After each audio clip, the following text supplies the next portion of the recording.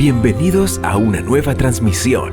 Somos Iglesia Bíblica Manantial de Fe y su ministerio CVE, Camino, Vida y Esperanza. Bueno, hoy meditaremos, amados hermanos, bajo el tema humildad en lugar de soberbia y obediencia en lugar de rebeldía. En la vida cristiana, amados hermanos, cuenta más cómo terminamos que cómo iniciamos. Es una realidad para todos los grandes hombres de Dios a lo largo de la historia bíblica, que ellos experimentaron esta realidad en sus vidas. Muchos de los hombres de los cuales hoy conocemos en la Escritura iniciaron siendo enemigos de Dios. Otros ni siquiera conocían al Dios verdadero. Otros vivían vidas perdidas, llenas de pecados, siguiendo falsas doctrinas y religiones. Algunos comenzaron su vida con propósitos muy diferentes a vivir una vida consagrada, una vida de fe al Señor. Solo basta, amados hermanos, con recordar a hombres como Abraham, quien vivió 75 años en medio de un pueblo idólatra en Ur de Caldeos, en medio de gente perversa, y solo hasta los 75 años recibió el llamado de Dios y llegó a ser al final de sus días el padre de una gran nación.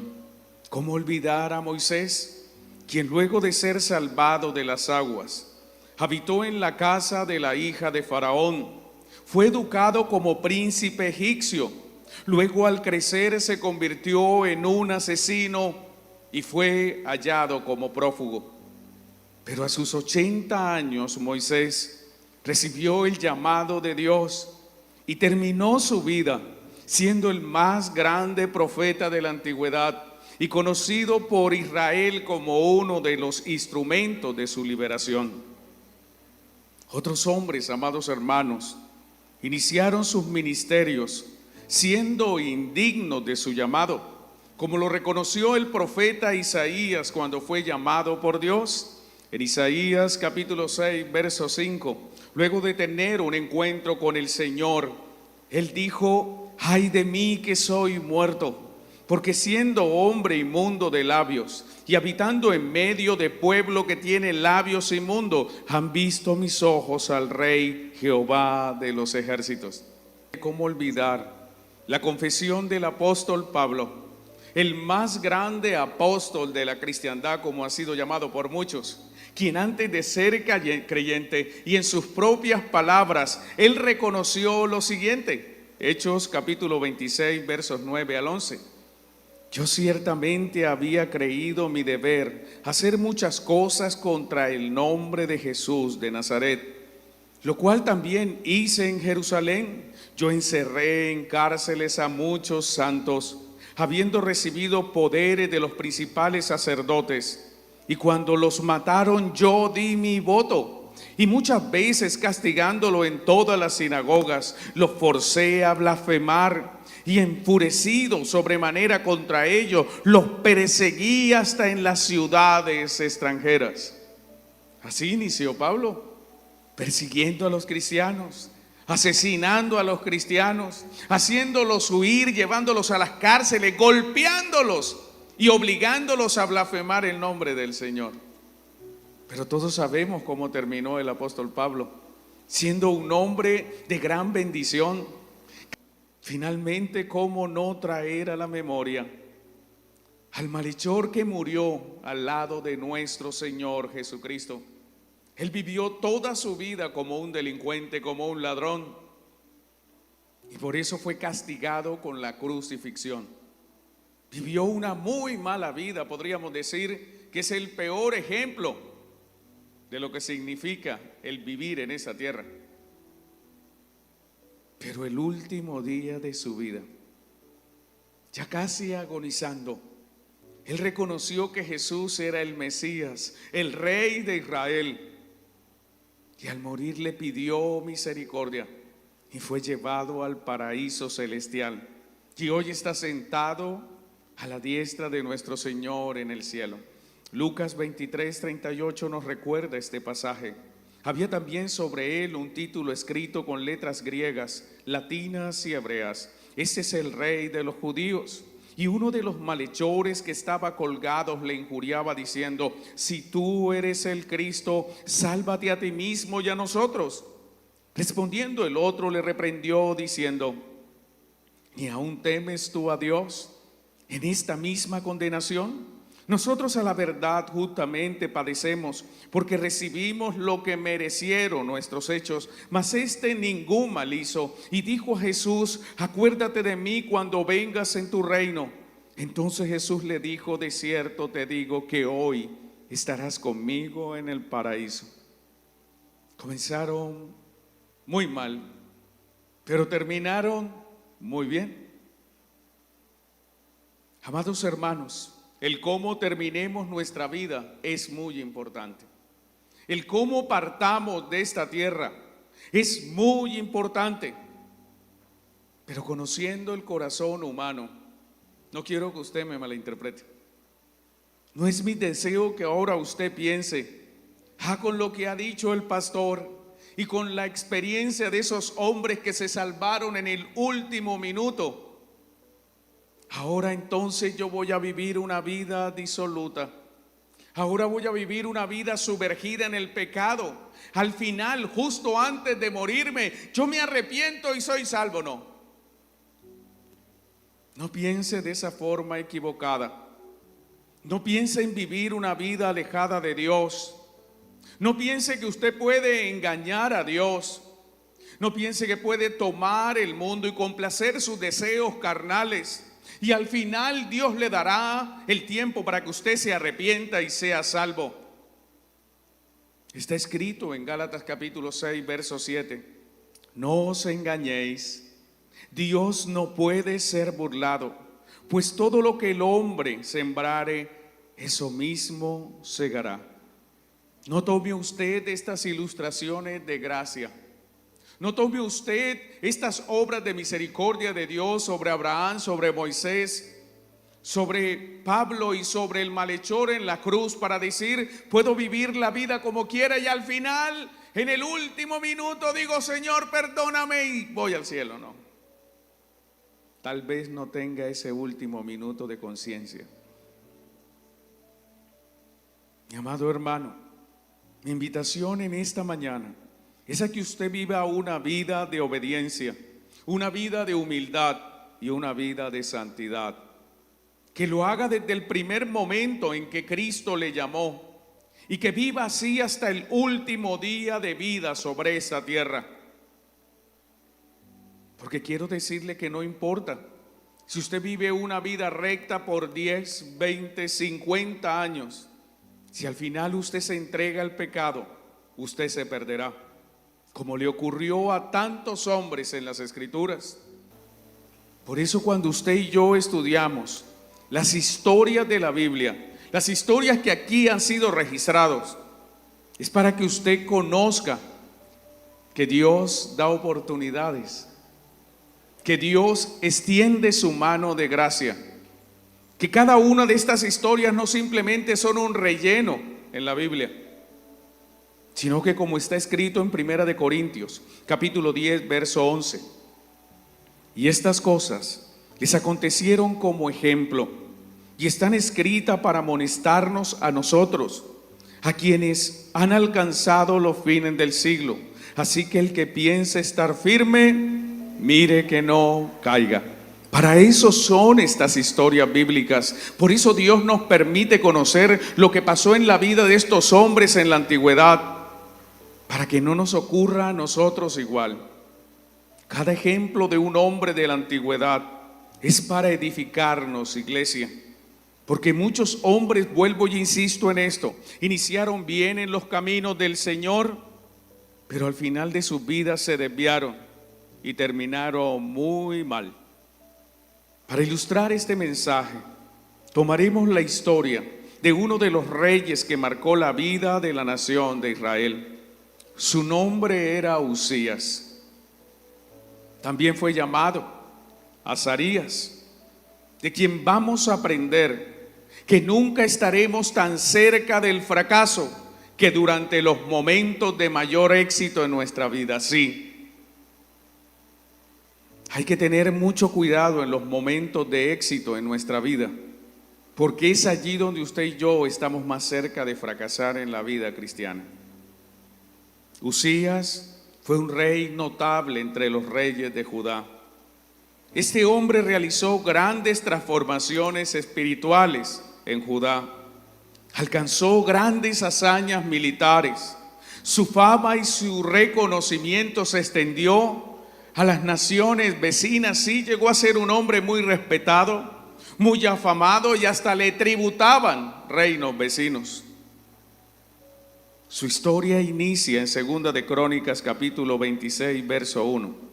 Dice la escritura: entonces todo el pueblo de Judá tomó a Usías, el cual tenía 16 años de edad, y lo pusieron por rey en lugar de Amasías su padre. Cuando Usías llegó al trono, amados hermanos, no estaba en un momento fácil para la nación. Justo después de los trágicos eventos de la muerte del rey Amasías, él fue puesto en el trono. Jerusalén estaba sumida en el caos. Había desorden en las calles. Una sección importante de la muralla de Jerusalén había sido destruida. El templo de Jerusalén y el palacio habían sido vaciados de sus tesoros. Muchos de los habitantes de Jerusalén habían sido llevados como rehenes. Al parecer, Usías, amados hermanos, había llegado al trono en un momento muy difícil para la nación. Lo otro es que no llegó al trono por medio de el camino de la sucesión, sino que por lo que leemos, el pueblo lo eligió para ser rey. Según se registra, los príncipes de Judá habían sido destruidos, muertos a manos de los asirios hacia el final del reinado del abuelo de Usías, llamado Joás. El pueblo quedó sin un sucesor claro. Y entonces dice en el verso 2 de Crónicas 26:1, el pueblo de Judá tomó a Usías, el cual tenía 16 años de edad, y lo pusieron por rey en el lugar de Amasías, su padre. Fue el pueblo, lo buscó, y esto era algo común en Israel. Todos recordamos que cuando se eligió el primer rey de Israel, Saúl, fue por aclamación popular, no era el hombre que Dios había escogido. El pueblo lo quiso, lo pidió, lo escogió y lo coronaron por rey. Algo así parece sucedió con Usías. Una vez coronado por rey, Usías comenzó su reinado muy bien, comenzó haciendo lo recto, y se describe de él que como hombre fue piadoso al inicio, que se humilló delante de Dios, que buscó a Dios de todo su corazón. Empezó muy bien. Vamos a 2 de Crónicas 26, versos 2 en adelante. Dice: Usías edificó Elot, era un puerto, y la restituyó a Judá después de que el rey Amasías durmió con sus padres. De 16 años era Usías cuando comenzó a reinar, y 52 años reinó en Jerusalén. El nombre de su madre fue Jecolías de Jerusalén, e hizo lo recto ante los ojos de Jehová, conforme a todas las cosas que había hecho Amasías su padre, y persistió en buscar a Dios en los días de Zacarías, entendido en visiones de Dios, y en estos días en que buscó a Jehová, él le prosperó. Vemos aquí a Usías buscando la presencia de Dios. Eso caracterizó el inicio de su reinado. ¿Sabe? En gran medida hizo lo recto ante los ojos de Dios este rey joven. Dios lo prosperó. La prosperidad marcó esa vida de Usías en la segunda etapa de su reinado. Alcanzó fama, riqueza, maravillosos logros de ingeniería. Y todo esto debido a que Dios estaba con Usías. Dentro de los logros de Usías Destacamos las victorias militares. Sí, fue un hábil general, fue un hábil guerrero.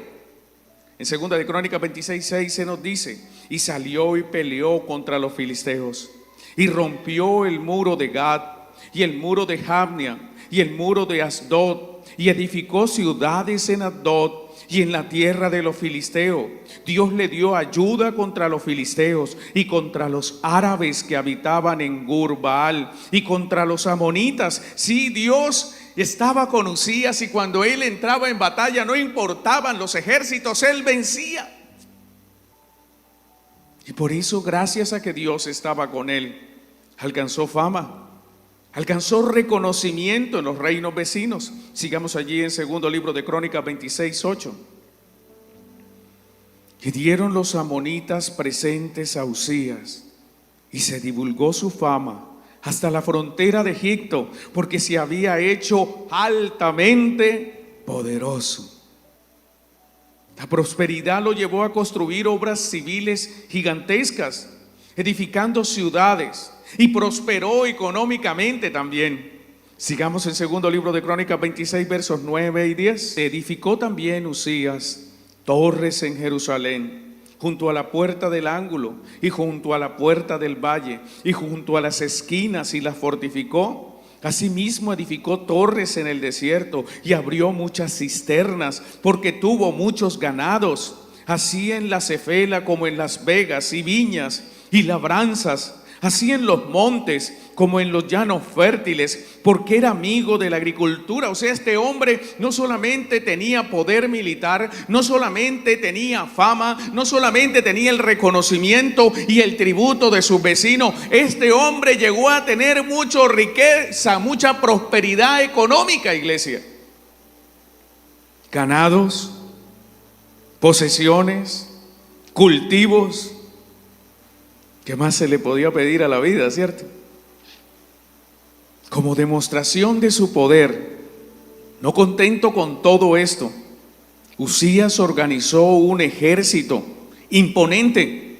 Sí, reclutó y formó un ejército que infundía aún más terror a sus vecinos. 2 de Crónicas 26 versos 11 en adelante.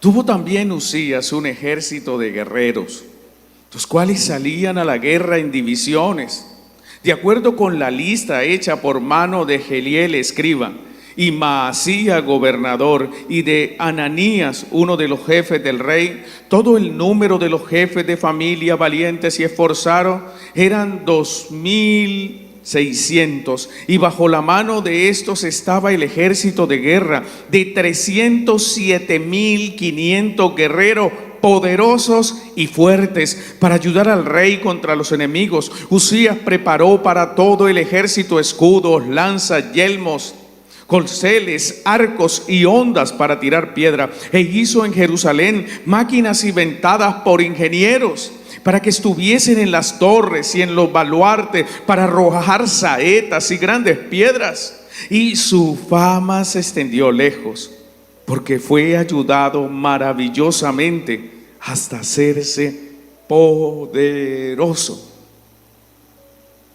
Un rey así, con un gran ejército, con armas muy avanzadas para su época. Mire, ya había ingenieros en esa época, construyéndole máquinas que lanzaban flechas, esas son saetas. Entonces tenían una máquina aquí, ya no necesitaban tantos arqueros. Con una sola máquina reemplazaban 20, 30 arqueros, lanzaban flechas al tiempo, 20, 30, 2, 3 rondas, y caían muertos sus enemigos. La catapulta lanzando piedras, bueno, ya era inventada en esa época. Muchos piensan que la catapulta se inventó en la Edad Media. No, mire, ya en tiempos de Uzías ya tenían grandes máquinas que arrojaban piedras. Esas son las catapultas. Un hombre realmente afamado, fue ayudado maravillosamente, no de cualquier forma. Dios intervino en ese hombre y le ayudó maravillosamente. Cuando la Biblia dice que es algo maravilloso, es que es algo que no se puede comparar con otro tipo de crecimiento, de prosperidad. Este hombre fue ayudado maravillosamente. ¿Hasta cuándo? Hasta hacerse poderoso. Fue un rey notable, Uzías. mejoró las condiciones de vida de su reino. Él se hizo poderoso ante los hombres. Y aquí viene el problema. Aquí viene el problema, iglesia.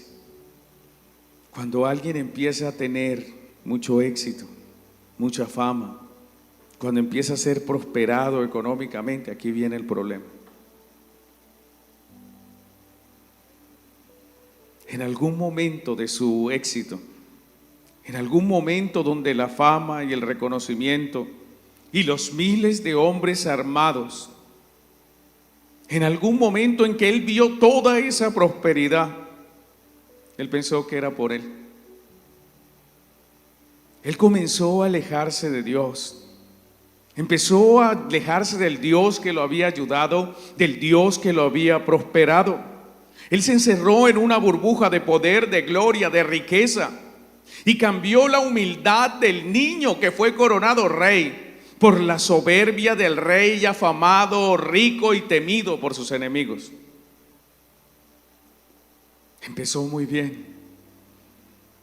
Imagínese un niño de 16 años que es coronado rey y empieza a ver cómo empieza a prosperar, y pasan los años y se convierte en un hombre, y empieza a ver cómo la riqueza lo rodea, cómo la fama lo persigue, cómo el reconocimiento, cómo le llegan presentes de otras naciones. Empieza a ver que va a la guerra y que cada vez que él empuña la espada, los ejércitos enemigos son vencidos. Él empezó a creer que todo eso era por él.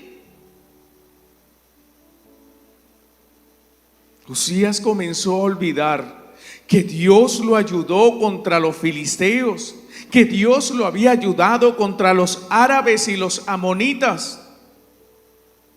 Usías se olvidó que su fama se extendió lejos, porque fue ayudado maravillosamente por Dios.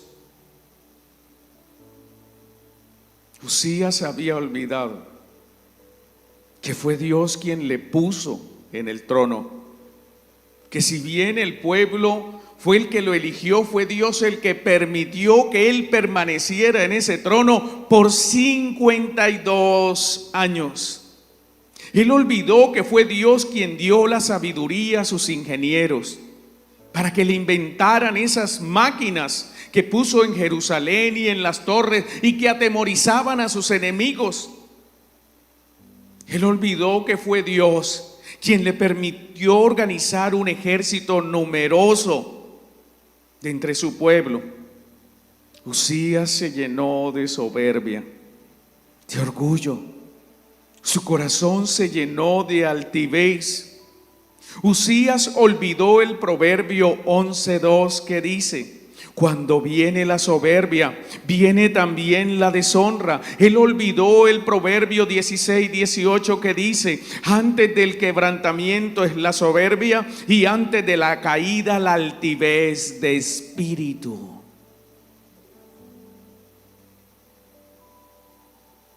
Antes de que una persona caiga, se corrompe primero su corazón. Cierto día Usías se llenó de soberbia y su corazón se enalteció. Ya siendo un rey, tal vez anciano, tal vez un rey ya consolidado, él dijo: bueno, tengo todo el poder, tengo el ejército, tengo dinero, tengo fama, tengo reconocimiento, yo soy el más. Ahora si yo soy poderoso, tan poderoso como parece que soy, ¿por qué también, aparte de ser rey, no soy sacerdote? Qué idea tan maravillosa. Puedo ser rey, puedo ser sacerdote y tengo el poder absoluto en Israel. En Segunda de Crónicas, capítulo 26, verso 16, se describe el momento en el cual empieza la caída de Usías. Inició muy bien, se consolidó como rey, y aquí es el momento de inflexión. Este es el preciso instante donde el corazón de Usías se llena de soberbia. Segunda de Crónicas 26, 16. Acompáñeme, por favor. Mas cuando ya era fuerte, este es el problema. Aquel que esté fuerte, mire que no caiga. Nunca se crea fuerte, iglesia. Cuanto más alto se sube, más dura es la caída. Mas cuando ya era fuerte, su corazón se enalteció para su ruina. Un corazón enaltecido lo llevará a la ruina, lo llevará a la destrucción. No deje que su corazón tome control de su vida. No deje que las cosas externas piensen que usted puede seguir una vida sin necesidad de Dios. Y empieza su caída. Su corazón se enalteció para su ruina, porque se rebeló contra Jehová su Dios. Un corazón enaltecido, un corazón lleno de soberbia, siempre llevará a alguien a rebelarse contra Dios. Y mire lo que hizo, entrando en el templo de Jehová para quemar incienso en el altar del incienso. Amados hermanos, no le correspondía a Uzías quemar incienso. El quemar incienso era una labor reservada para los descendientes de Leví, para los sacerdotes del templo. Él no tenía autorizado, la ley no le permitía. Es más, si alguien intentaba hacer eso, el castigo por intentar profanar el templo era la muerte misma. Pero la historia de la humanidad está llena de testimonios de hombres que han caído cuando han llegado al máximo nivel de prosperidad. Recordemos, iglesia, que la prosperidad material siempre pone al alma en peligro de soberbia. La prosperidad material lleva al corazón al límite de enaltecerse, al límite de llenarse de orgullo. Y antes de que usted lo imagine, antes que usted se dé cuenta, si su corazón se enaltece, usted estará al filo de su destrucción y de su caída. En la vida cristiana, usted y yo hemos observado con frecuencia a muchos hermanos, a muchos pastores, a muchos afamados predicadores que han llegado a la cima de la fama, a la cima del reconocimiento, y de un momento a otro han tenido una caída estrepitosa, porque su corazón se ha corrompido, se ha enaltecido. Muchos preguntan en las iglesias, al ver a algún hermano que está por allí medio prosperado, pero ¿por qué Dios a mí no me prospera igual que al hermano tal, que a la hermana tal? ¿Por qué Dios a mí no me da lo que le da a esa persona? Si yo también vengo a la iglesia, yo también soy un hombre o una mujer de oración, yo también vivo en los cultos, yo sirvo a Dios. ¿Por qué mi vida no es como la de mi hermano tal o mi hermana tal, que son prosperados económicamente? La respuesta es por la misericordia de Dios. ¿Cómo así, pastor? O sea que el hecho de que yo no sea prosperado como este o aquel es una obra de misericordia de Dios. Sí, porque el éxito en algunos de nosotros sacará a la luz nuestra naturaleza inclinada a la soberbia. Hay personas que cuando están en una situación económica difícil, usted lo ve y esa humildad, y ay sí, hermanito, sí, pastor, y usted se acerca y sí, claro, mi hermano, y usted lo ve en la iglesia orando, ayunando, usted lo ve en la iglesia sirviendo y tratan a todos los hermanos con ese respeto, y usted dice, qué hombre de Dios. Pero dele unas cuantas monedas, llene sus bolsillos con dinero, déles una prosperidad económica y no los vuelve a ver en la iglesia. Entonces ya llegan en sus carros y no saludan a nadie, y entonces usted se le acerca a darle la mano y después se la limpia, y entonces usted lo llama y ya no le contesta, y el que saludaba reverentemente ahora hace como la iguana en nuestra tierra. Ni siquiera abre sus labios para saludar. Dios, conociendo eso, Y en un acto de misericordia entonces los mantiene con el pan necesario. No les da riqueza, porque sabe que de pronto se olvidan de Dios. Entonces empiezan a alejarse de la iglesia, se van al mundo y empiezan a pensar como Usías: yo soy poderoso, yo soy poderosa, dice la mujer, y entonces ya yo no necesito de Dios, yo no necesito, ay, esa iglesia pequeña, no, yo estoy para una iglesia grande. Ven todo en poco, y por eso Dios los mantiene del pan necesario. Así que esté contento con lo que Dios le da, porque Él conoce su corazón. Él sabe nuestras inclinaciones y no nos dará algo que nos haga daño. Dice la Escritura, ¿no?, que la bendición de Jehová es aquella que enriquece y no añade tristeza. Usías manifestó lo que hay en el corazón del hombre. Él no pudo soportar la fama, él no pudo soportar el reconocimiento. A él le hizo daño la riqueza material. Él se enalteció y eso lo llevó a rebelarse contra Dios. ¿Sabe? Hay muchos Usías en medio de nosotros. Tal vez usted diga no, pero yo creo que hay muchos Usías en medio de nosotros. Solo que Dios no ha permitido que se manifiesten para su bien y bendición. Usías violó lo que se había convertido en un principio general en el trato de Dios con Israel. Él sabía, porque era rey y conocía la Escritura, que ningún rey debía ser también sacerdote. Estos oficios estaban separados por el bien de la nación. Estaba escrito que solo los descendientes de Aarón podrían ofrecer incienso en el altar del incienso.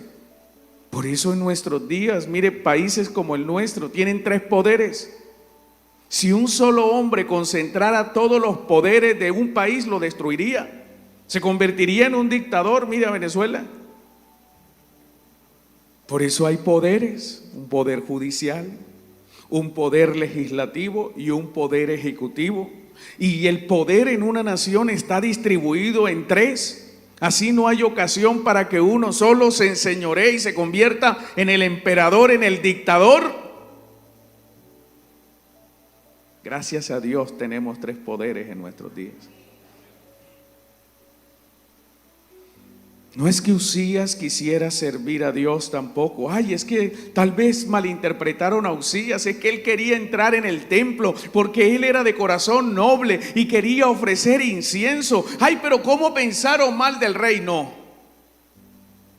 A Usías le pareció poco tener las funciones y el poder real. Y ahora quería concentrar todo el poder en él. Quería el poder del rey y el poder del sumo sacerdote en una sola persona. Y el único que podía tener todos esos poderes era el Mesías, quien es el rey, sacerdote y profeta. Pero Usías quería todo. Su corazón se había corrompido en ese momento de su vida. La soberbia llevó a Usías a rebelarse contra Dios. Y cuando intentaron detenerlo en el templo, se sentía tan poderoso que ni aún 80 sacerdotes pudieron detenerlo. Vamos a 2 de Crónicas, capítulo 26.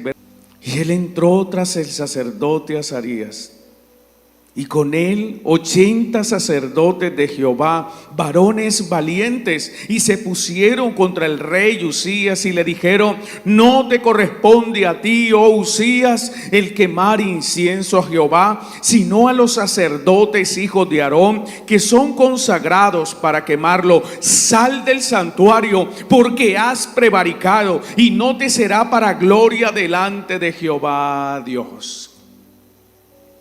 ¿Sabe? Estos sacerdotes fueron valientes. Él era el rey. Pudo haber hecho lo que hizo Saúl con los sacerdotes, haberlos mandado matar a todos. Pero ellos sabían que lo correcto era que Usías no ofreciera el incienso. Pero Usías estaba lleno de orgullo. ¿Cómo que me van a decir que yo no puedo hacer esto, que yo no puedo hacer aquello? Y así hay muchas personas, que un sacerdote de Dios, que un hombre de Dios, que un ministro de Dios se para enfrente y le dice: no haga eso, eso no le conviene, eso no le sirve, eso no le va a hacer bien. Y saben, obran como Usías, quitan al sacerdote y siguen adelante en su rebeldía. ¿Cuántas veces un hombre de Dios no le ha dicho a usted, una mujer de Dios: hermana, eso va contra la palabra, no haga eso, eso le va a hacer daño, mire, deténgase, no es por allí? ¿Qué hace usted? Hace lo que a usted le parece. Eso se llama rebeldía. No escucha a sus autoridades, no se detiene a meditar en la palabra, sigue adelante como Usías. Y esto no fue para gloria delante de Jehová. No, Dios no exaltó a Usías por esto. Dios no aplaudió al rey Usías por hacer lo que él pensaba que estaba bien, conforme a su corazón desviado, conforme a su soberbia. La soberbia, amados hermanos, es el sentimiento de superioridad de uno mismo con respecto a los demás. Cuando usted mira a los demás por debajo del hombro, eso es soberbia. Cuando usted está delante de una autoridad y la autoridad interviene en su vida y le da una orientación bíblica y usted la desconoce, eso es soberbia. Hablo a los jovencitos cuando su padre le da un consejo, cuando su madre le da un consejo y le dice: no haga eso, y usted igual decide hacerlo, eso es soberbia. Usted que está trabajando en una compañía, tiene un jefe, tiene un patrón, y él le dice: no, vamos a irnos por aquí, y usted se va por acá, eso es soberbia. Cada vez que usted tiene, por ejemplo, un líder ministerial y usted es un colaborador y ese colaborador recibe una instrucción: mire, vamos a llevar el vaso y el vaso de agua lo vamos a llevar a la mitad para que no se riegue. No, yo quiero llevarlo lleno y se riegue. Eso es soberbia. Cada vez que usted hace algo contra la autoridad, cada vez que usted se levanta contra lo que está establecido conforme a la ley de Dios y a la ley de los hombres que va conforme a la ley de Dios, usted está actuando en soberbia. Hemos sido soberbios en nuestra vida. ¿Cuántas veces una autoridad nos ha dicho: no lo haga? Y es lo primero que hacemos, ¿cierto? Y como todo lo que hacemos, iglesia, todo lo que hagamos en soberbia tiene consecuencias. Por eso debemos cuidarnos de no vernos a nosotros mismos como superiores a los demás, y mucho menos con nuestros hermanos en la fe. Porque de la soberbia a la rebeldía solo hay un paso. Y la ira es el puente perfecto que une la soberbia y la rebeldía, como le aconteció a Usías. Segunda de Crónicas 26:19, vamos allí en la historia. Imagínense allí 80 sacerdotes diciéndole: no lo haga, no le corresponde, Usías. Pero a él poco le importó. Soberbia. Entonces Usías, teniendo en la mano un incensario para ofrecer incienso, se llenó de ira. Él se creía poderoso. ¿Cómo que alguien me va a decir, y mucho menos un sacerdote de esto, que no es ni siquiera príncipe, mucho menos un rey, va a atreverse a decirme no lo haga? ¿Cuántas veces usted se ha encontrado con personas así? ¿Usted quién es? Yo voy a hacer lo que yo quiera. ¿Usted quién es? Se llenó de ira, y en su ira contra los sacerdotes viene la consecuencia: la lepra le brotó en la frente.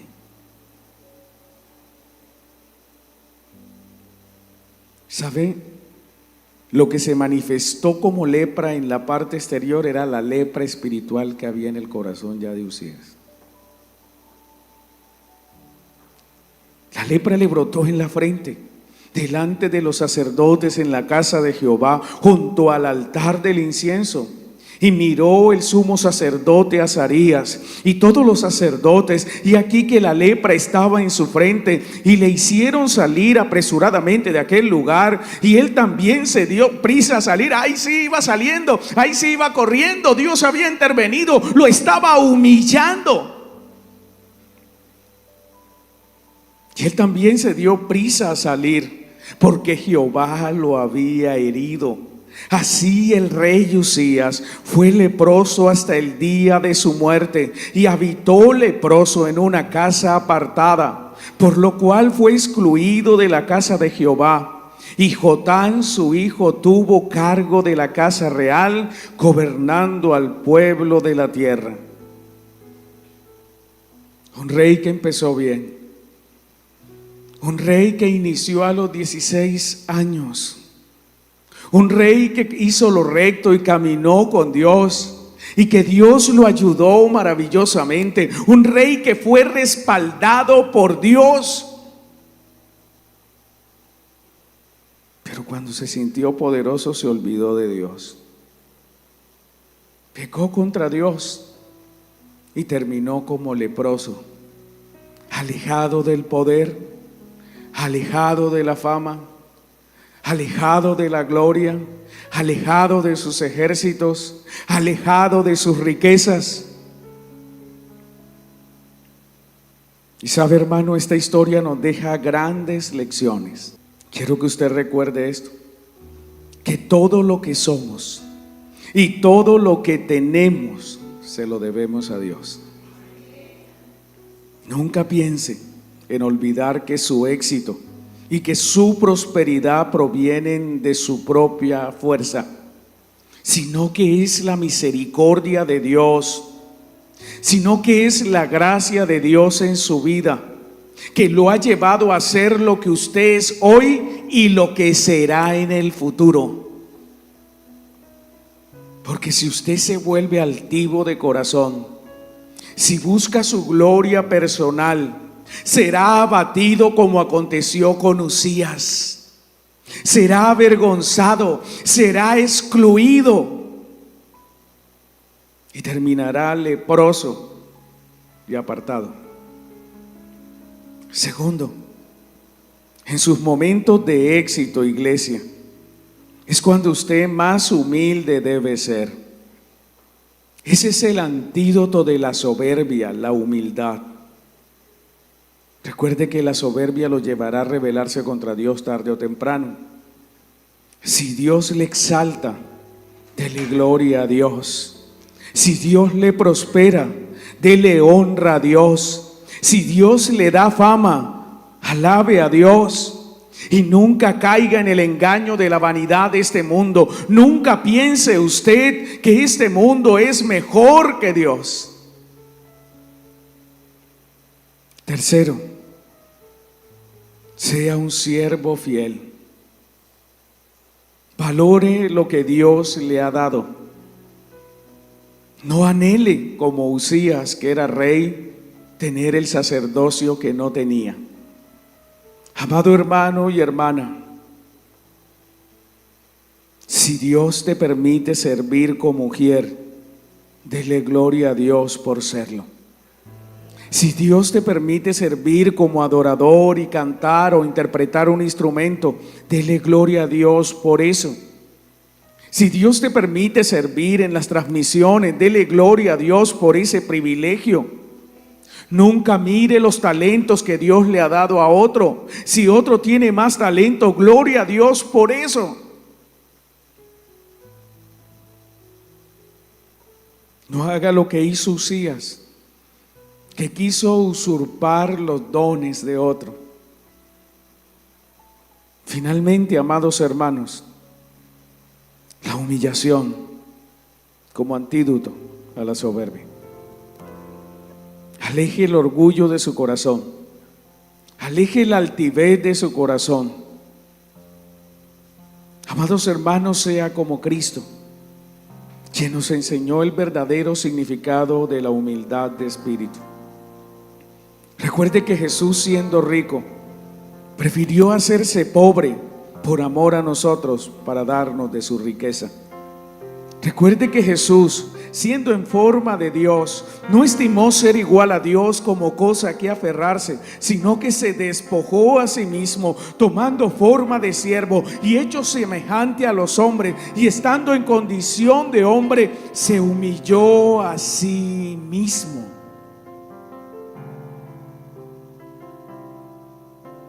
Humillaos, dijo el apóstol Pedro, bajo la poderosa mano de Dios, para que Él os exalte cuando fuere tiempo.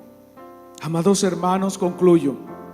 Si en verdad queremos terminar victoriosos en la vida de fe, como Abraham, como Moisés, como Pablo, como el malhechor en la cruz, abracemos la humildad en lugar de la soberbia y la obediencia en lugar de la rebeldía.